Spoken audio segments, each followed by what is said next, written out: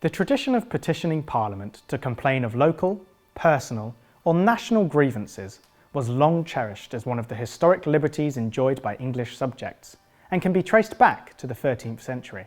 During the early 19th century, particularly after the end of the Napoleonic Wars in 1815, there was a dramatic expansion of popular petitioning.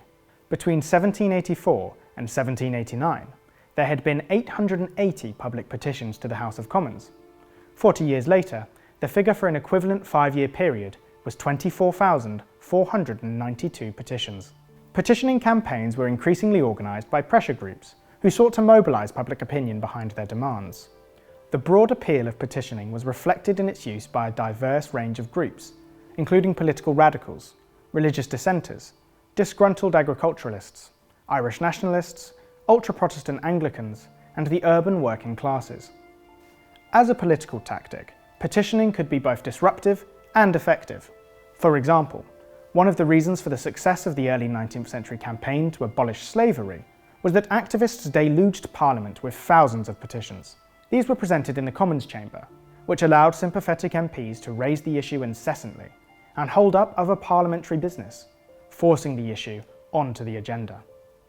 A number of leading politicians, including Sir Robert Peel, the Conservative Party leader, feared that the huge increase in petitions and speeches on them would make Parliament's job impossible. In 1832, Peel chaired a committee that recommended restricting the rights of MPs to speak on petitions in the Commons chamber.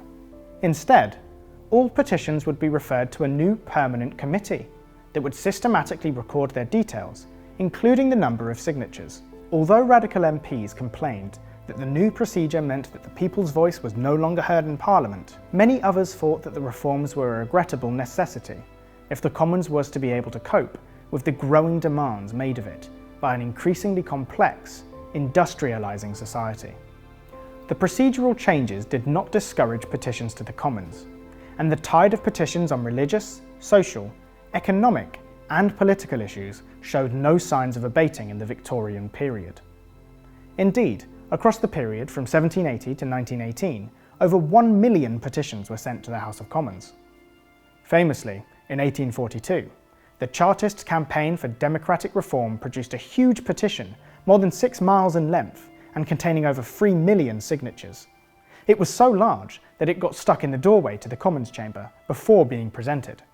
The following year, there were almost 34,000 petitions sent to the Commons.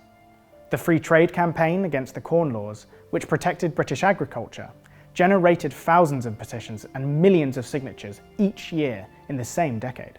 Despite the continued popularity of petitions, some people, including MPs, doubted whether they truly reflected public opinion.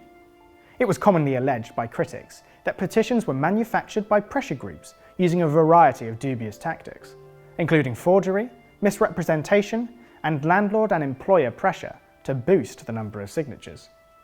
However, in such an open and accessible form of political activity, a degree of fraud was probably inevitable. The 1848 Chartist Petition famously contained a large number of signatures under false names, including Queen Victoria and the Duke of Wellington, a fact that was ruthlessly exploited by its opponents to discredit it. This ignored the fact that the petition contained at least 2 million genuine signatures, an astonishing figure which represented roughly 1 in 6 of the adult British population calling for democratic political reforms. This also illustrates that petitioning was vitally important for allowing those without the vote, including most working men and all women, to participate in politics and to make their views known to Parliament. Many petitions were the product of public meetings or worked up through door-to-door canvassing.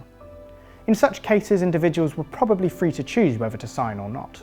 Petitioning continued to be an important feature of later 19th century politics, and was mobilised by suffragists and suffragettes in their campaign for the vote for women. Thereafter, the number of petitions per year declined dramatically, although the practice has seen something of a revival following the introduction of online petitions. The UK Parliament Petitions website enables members of the public to create and support petitions, with any reaching 10,000 signatures triggering a formal government response, and those with over 100,000 being considered by the Petitions Committee for a debate in Parliament.